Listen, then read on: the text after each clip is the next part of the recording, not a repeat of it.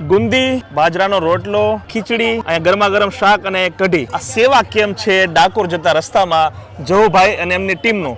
તો જહુભાઈ, આપણે પહેલા તો એ જણાવો કે તમારું જે આ સેવાનું કાર્ય છે એને કેટલા વર્ષ થયા? 2003 માં ચાલુ કર્યું હતું. 2003 માં, એટલે 21મું વર્ષ છે ને? 21મું વર્ષ છે. અચ્છા, અને આપણે જે જગ્યાએ ઊભા છીએ એ કઈ જગ્યા કહેવાય? આ જગ્યા ગામની ભાગોળમાં કહેવાય, સ્વામિનારાયણ મંદિરની બાજુમાં.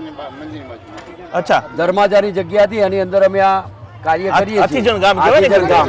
અચ્છા, તો તમે તો સેવા કાર્ય મોટું છે અને પ્રોપર તમે જમવાનું જ આપો છો લોકો? જમવાનું 24 કલાક ચાનું. 24 કલાક? અને કોઈ બી ગમે એટલી લઈ જાય. અચ્છા, જેટલી લઈ જવી એટલી લઈ જાય, એનું વાસણ લઈને આવો.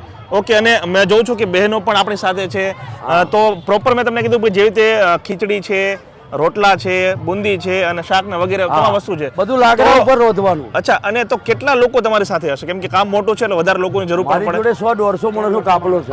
અચ્છા, એક પરિવાર અચ્છા. અને આટલું જો અહીંયા બહેનો છે એ સેવામાં લાગેલા છે, અને ત્યારબાદ જે ભાવિક ભક્તો છે, પદયાત્રીઓ છે, તેમને પ્રોપર રીતે જમાડવામાં આવે છે. તો જહુભાઈ, આપણે હવે જગ્યાએ જશું કે જ્યાં તમામ વસ્તુ બને છે, બરાબર ને? લોકોને આપણે એ પણ દેખાડીએ કે આ પ્રકારની સેવા છે. રોટલા બનાવવા જોઈએ. સામાન્ય રીતે કેવું હોય છે કે ચોક્કસ સમાજ હોય છે એની સેવા હોય છે, પણ અહીંયા તમામ લોકો છે, તમામ જે વર્ણ જે કહેવાય 18 વર્ણ. જો અત્યારે આપણે આવી ગયા છીએ એક જે રસોડું છે, મહારસોડું, ત્યાં કે જ્યાં કેટલાક બહેનો જે પ્રોપર જે આપણે દેશી રોટલો એ બનાવી રહ્યા છે. જોજો મય આવશો બધાય.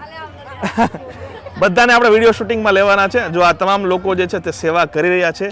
અહીંયા રોટલા જે છે તે બની રહ્યા છે ગરમા ગરમ, અને ગરમા ગરમ જ ખવડાવવાના. તો લોકો જાત જાતની ને ભાત ભાતની સેવા કરતા હોય છે, બરાબર ને? તો પ્રોપર આ જમાડવાનું એ જ તમને વિચારમાં કેમ આવ્યું કે આપણે બધાને પ્રોપર જમાડવું છે?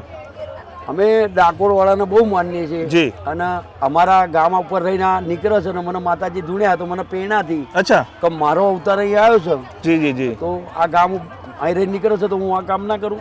ક્યાંક સેવા કેમ ન કરવી? કેમ ના કરું? એટલે પછી ગામમાં મને સપોર્ટ બધાને આપે, બધા લેડીઝ હોય. અચ્છા, એટલે પછી થોડું થોડું કરીને અમે વધારી દીધું.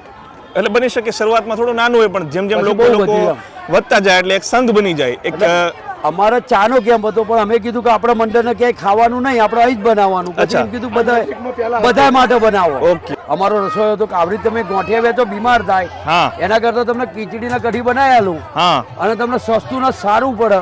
બરાબર છે. એટલે એ અમારા મિત્ર સેવક હતા.